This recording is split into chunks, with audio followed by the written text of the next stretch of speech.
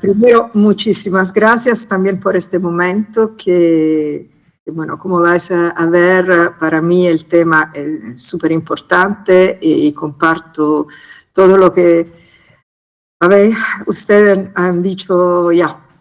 Entonces, vamos a ver si logro compartir mi pantalla y manejar mi presentación con vosotros, con ustedes. Perdone, mi español es un poco itañol y seguramente hay hay faltas en la presentación también. Espero que no sean demasiado horribles, pero de todas formas creo que las ideas van a ser bastante claras.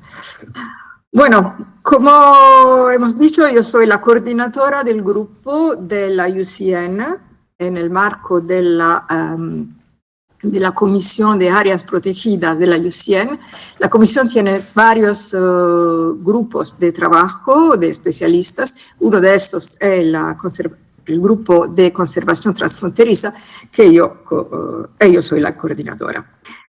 Aquí veis también el grupo del comité ejecutivo y Francisco Asturias, que ya se presentó, es nuestro responsable para Centro y Suramérica. La misión del grupo es promover y fomentar la conservación transfronteriza para la conservación de la naturaleza, con asociados servicios ecosistémicos y valores culturales, promoviendo la paz y la cooperación entre las naciones, mejorando el conocimiento y la capacidad para una planificación y gestión eficaz de la naturaleza. ¿Qué hacemos como grupo? Hacemos sobre todo un trabajo de red y de visibilidad de lo que las áreas transfronterizas hacen y de la importancia del trabajo que pueden ofrecer.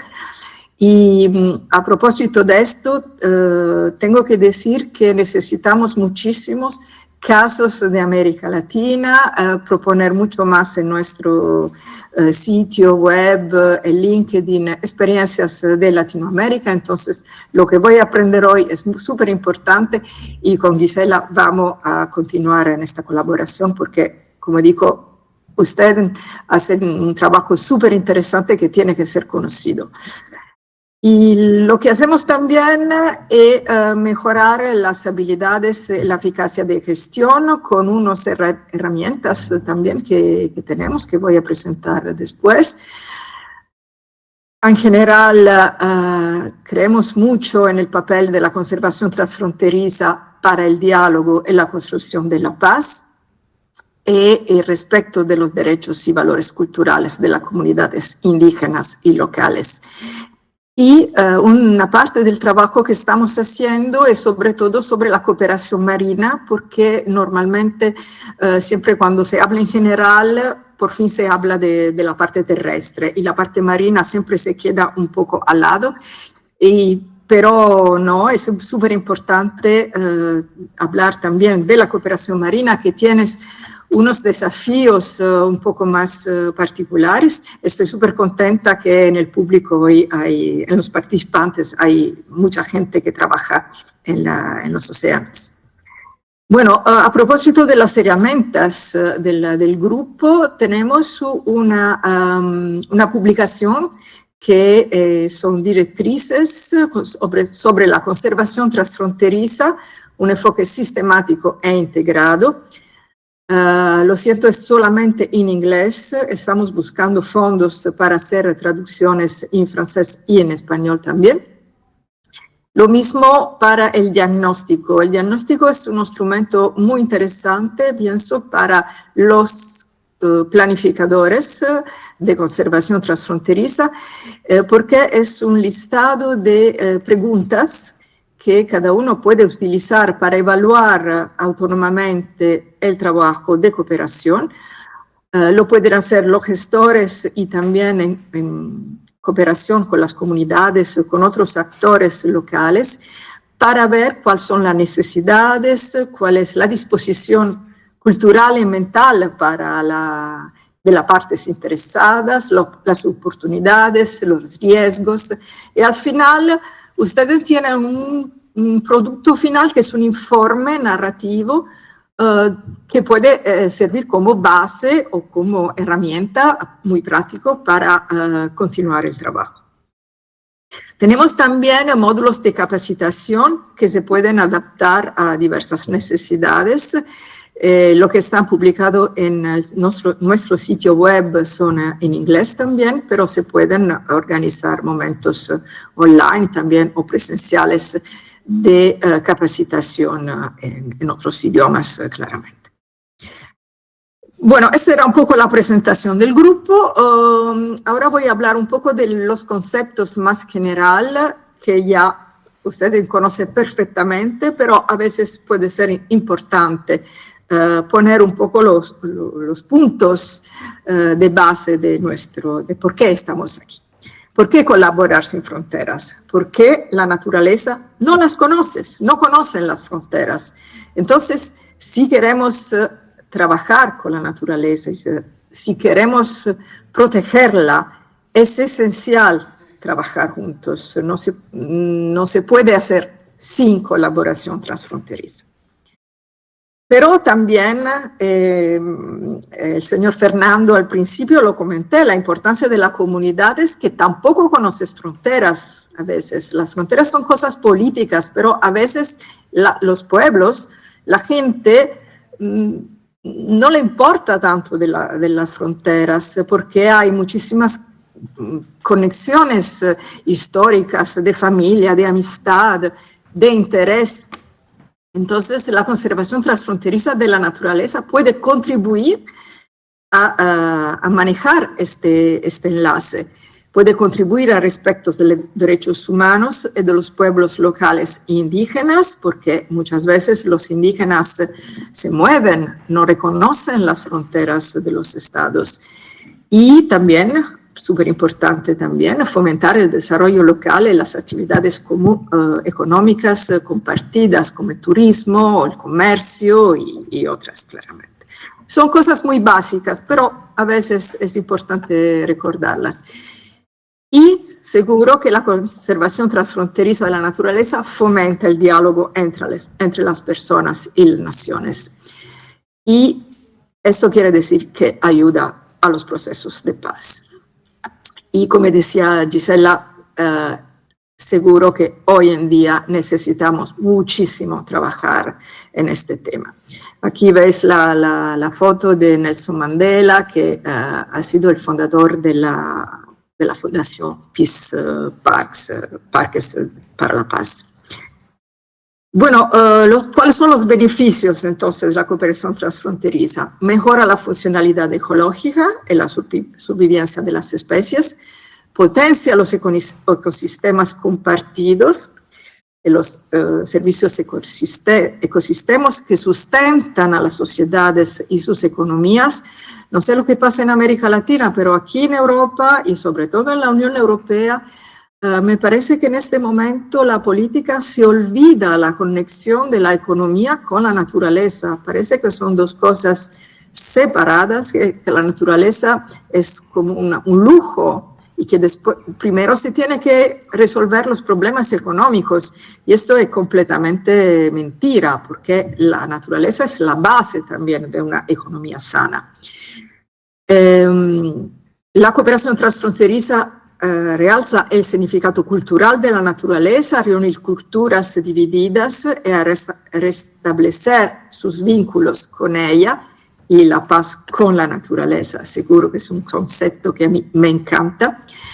Mejora la eficiencia en la gestión cotidiana y también de los parques, y también he visto en mi experiencia también la motivación personal de la gente que cuando se encuentra con otros compañeros de otros países, esto da muchísima gana más de trabajar, se pueden compartir los problemas, se sale un poco de la parte pesada del trabajo, ¿no? Y sale muchísima motivación.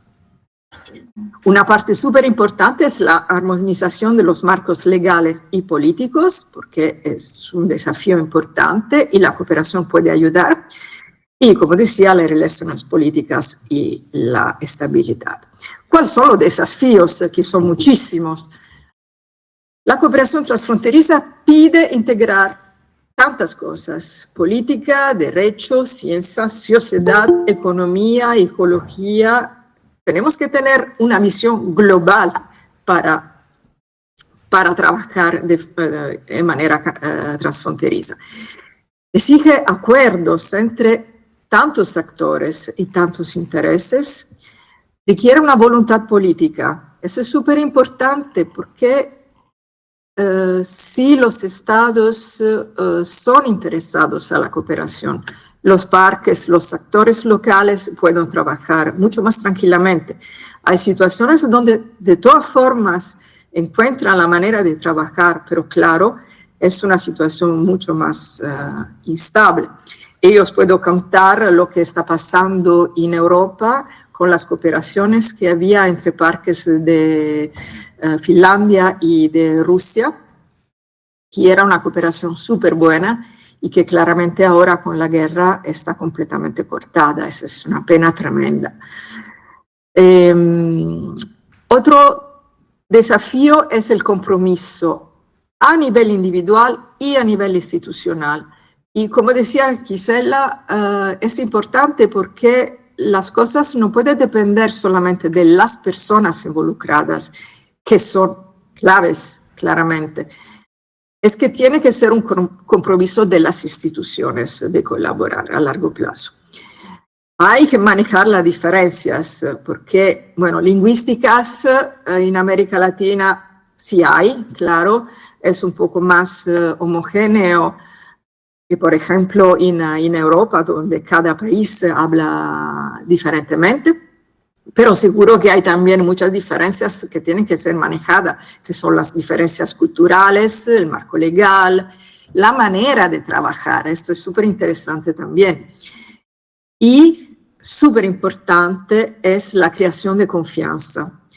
La confianza mutua, que es un tema muy fundamental para la cooperación, que necesita tiempo, necesita recursos económicos y humanos, y necesita, lo que decía antes, un compromiso muy serio, porque es súper difícil crear la confianza y súper fácil perderla. Unas informaciones técnicas sobre lo que IUCN considera como áreas transfronterizas. Esto puede ser interesante para vosotros. Me imagino que hay varias definiciones. La primera es la área protegida transfronteriza como espacio geográfico claramente definido y que comparten una o más fronteras. Así lo ves, hay country A, B y C, donde se ve áreas protegidas que comparten las fronteras o que están muy cerca. Y si hay corredores ecológicos, toda esta parte se puede considerar área protegida transfronteriza. Después hay también un paisaje terrestre o marino de conservación transfronterizo.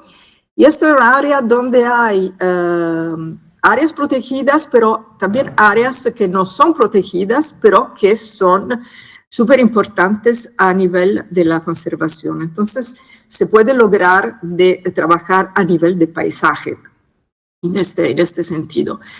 La tercera idea de áreas de conservación transfronteriza es la migración transfronteriza. Cuando hay países que colaboran, aunque no comparten las fronteras, pero los animales o sobre todo la vida silvestre, los hábitats, normalmente también son las especies migrantes, utilizan estos espacios sin fronteras para ellos. Entonces, esto también es una manera de considerar áreas de conservación transfronteriza. Todo este tipo de áreas puede ser designados como Parque para la Paz. Cuando, no importa si del tipo 1, 2 o 3, también hay este compromiso a la paz y a la cooperación entre los pueblos. Los niveles de cooperación, esto parece muy banal, el primer nivel, lo más sencillo aparentemente, que es comunicar entre los países, los parques, intercambio de información y después consultación, coordinación, hasta la codecisión. Pero, en mi experiencia, y no sé, estoy súper interesada en escuchar ustedes, la comunicación puede ser súper difícil.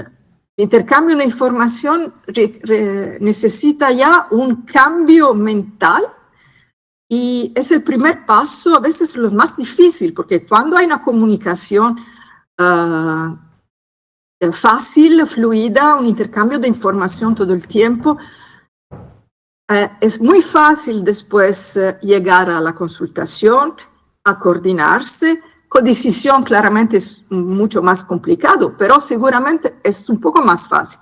El primer paso que a veces es muy difícil.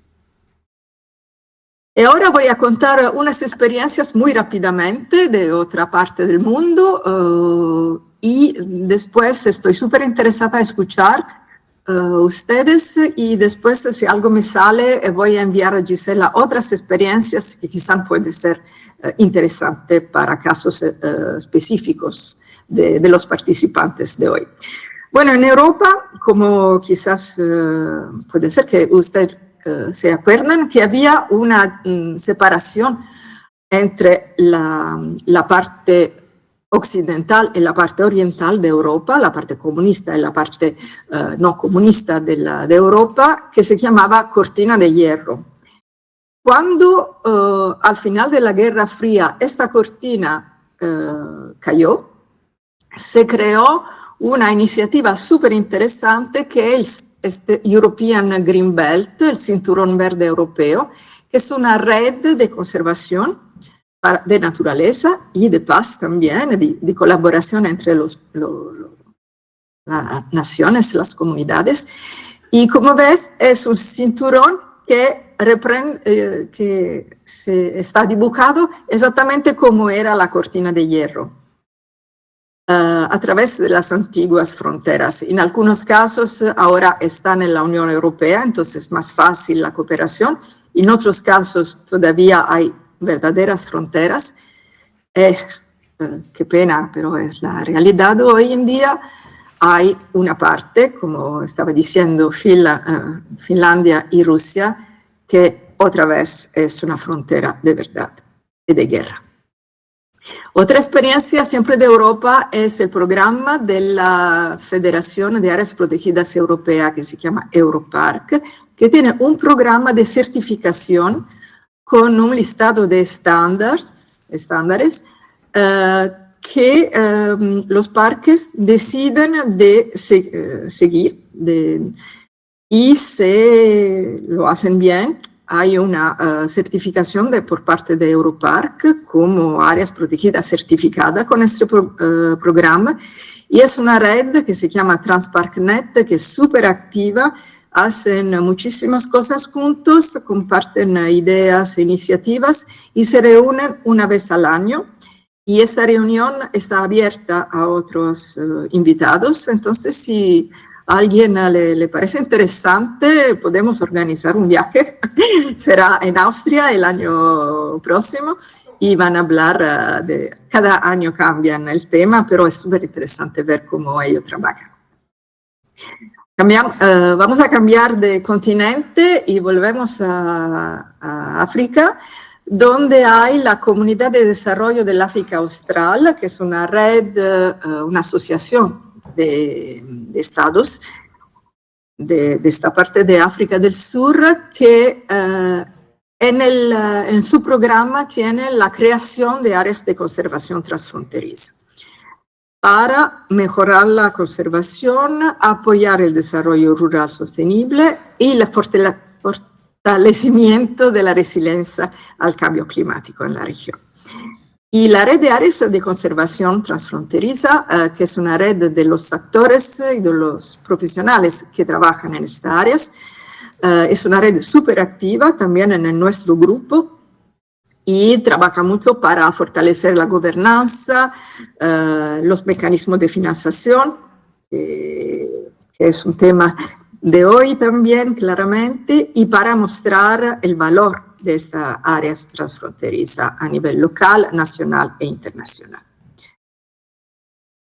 Y ya había hablado de los Parques para la Paz, que es una fundación creada por, hace muchos años por Nelson Mandela y otros actores políticos iluminados que soportó la creación de varias áreas protegidas y ahora se ocupan sobre todo de crear espacio de cogestión con las comunidades y con el gobierno.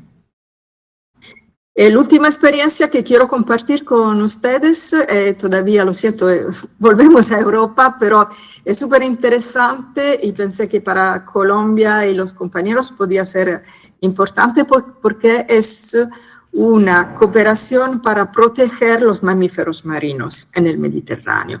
Es un acuerdo entre Francia, Italia y el Principado de Mónaco, que tiene como objetivo promover entre los tres países acciones concertadas y armonizadas para la protección de los mamíferos marinos y su hábitat.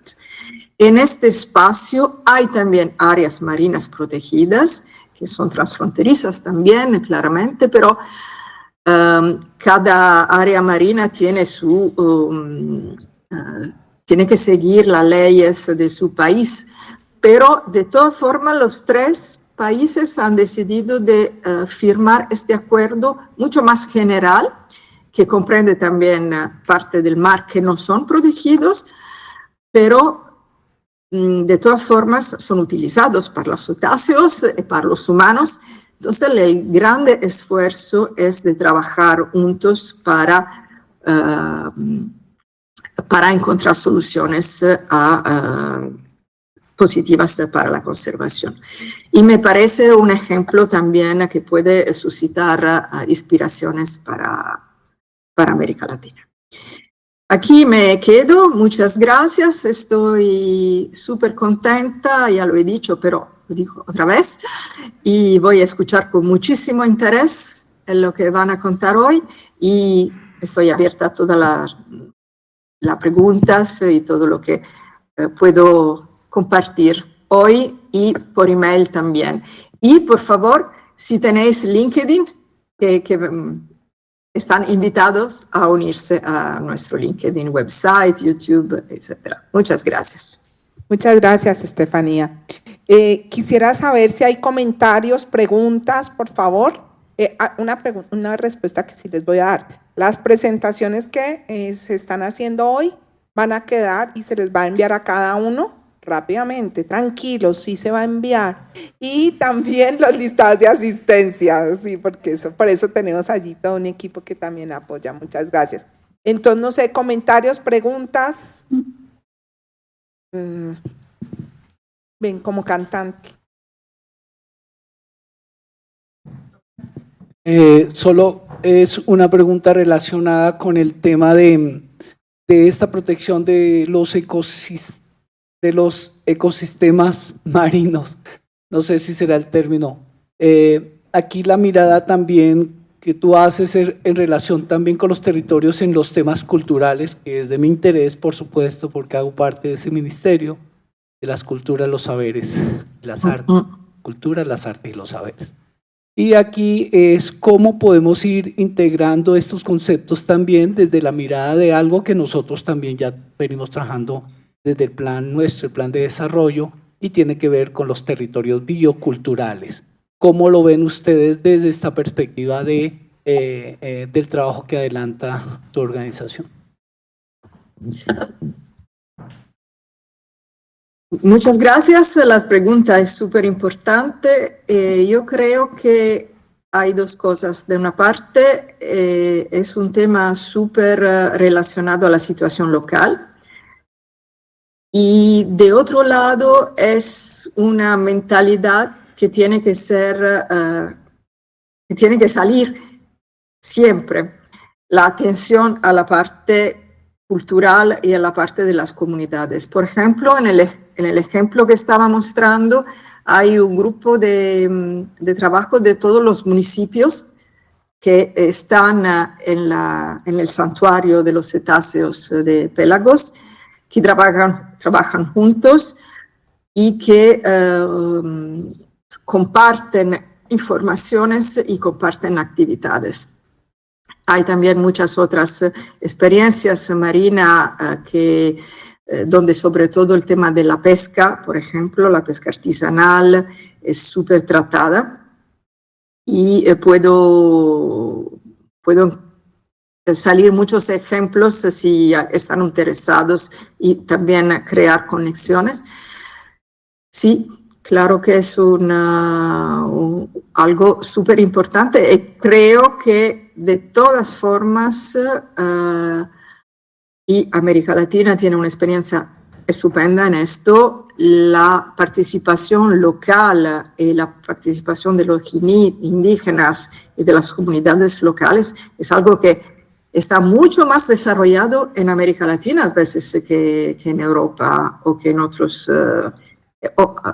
Aún en África han empezado ahora a pensar un poco más a las comunidades locales. Antes era un poco más dirigista el tema de la cooperación transfronteriza y de la conservación de la naturaleza en general.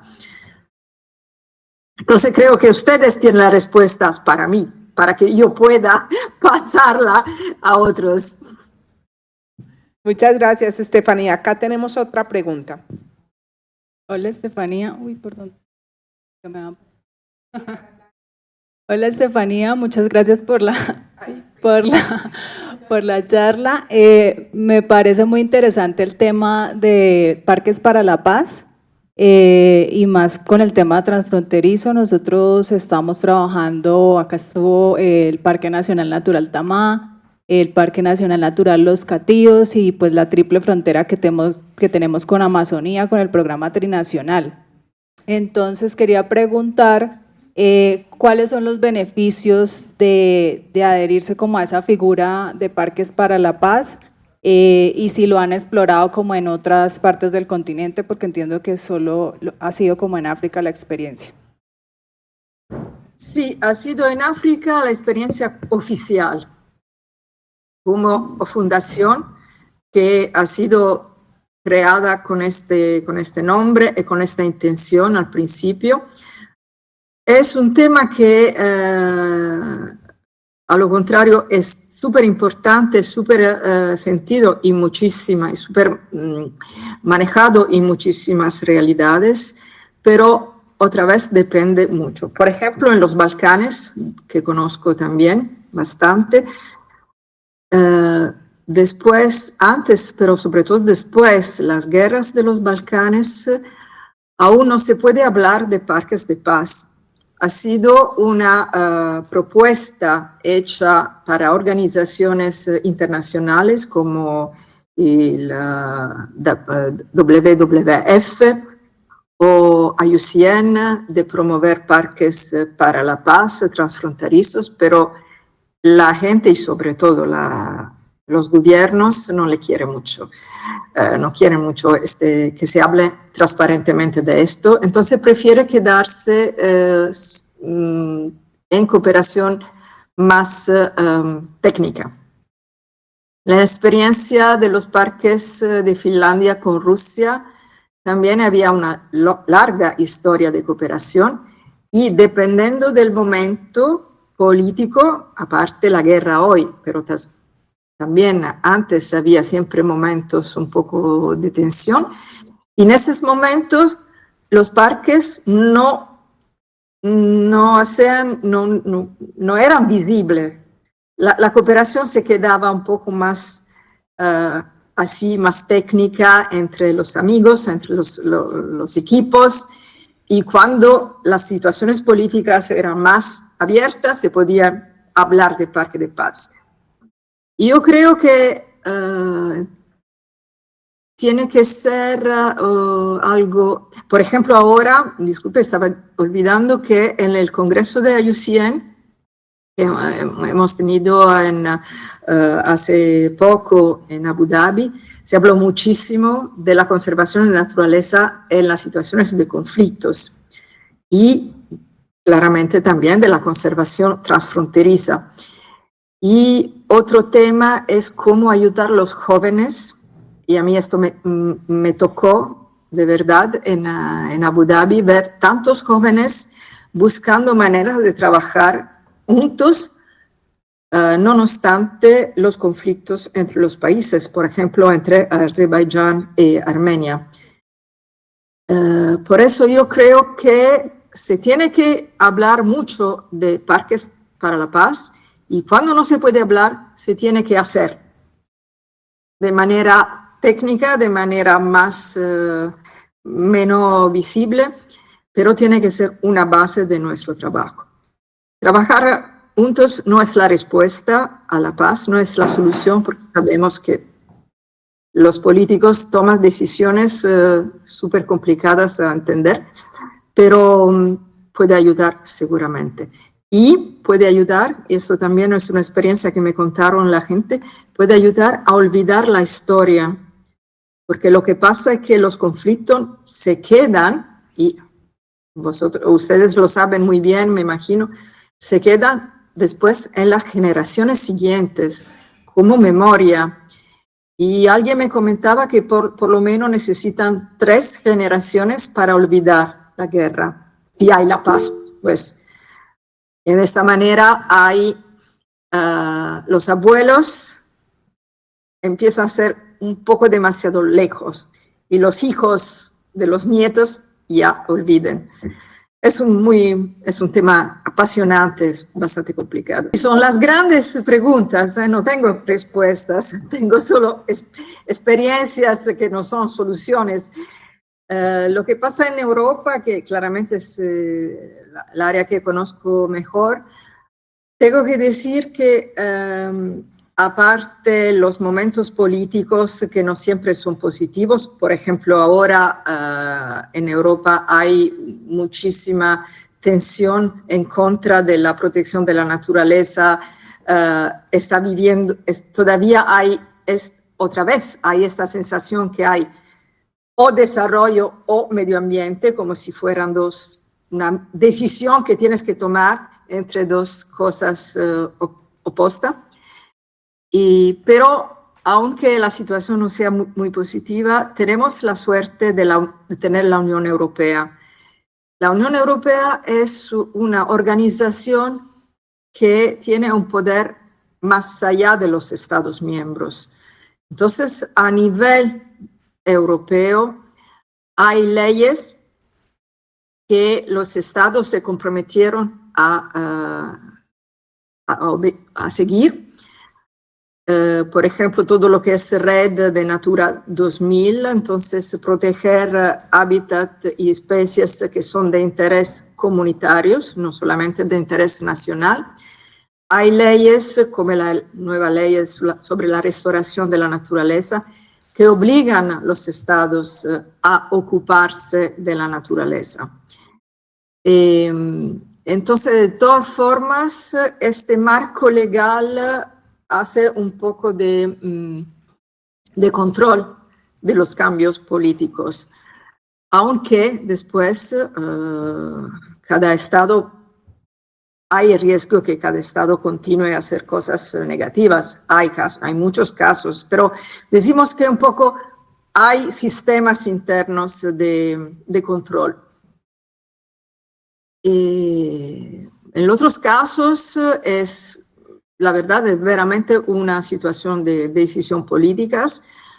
Tiene que ser un compromiso institucional, como yo decía. Por ejemplo, en el caso de África, la comunidad de desarrollo locales, lo que decía, esta red de estados, han tomado la decisión que las áreas protegidas están en las políticas que ellos siguen. Después, me imagino que hay seguramente tantas debilidades también. Sí, las presiones políticas que podemos hacer nosotros como ciudadanos es súper importante. Yo creo que también como a nivel personal tenemos siempre que acordarnos, recordar que votar es una de las cosas que podemos hacer.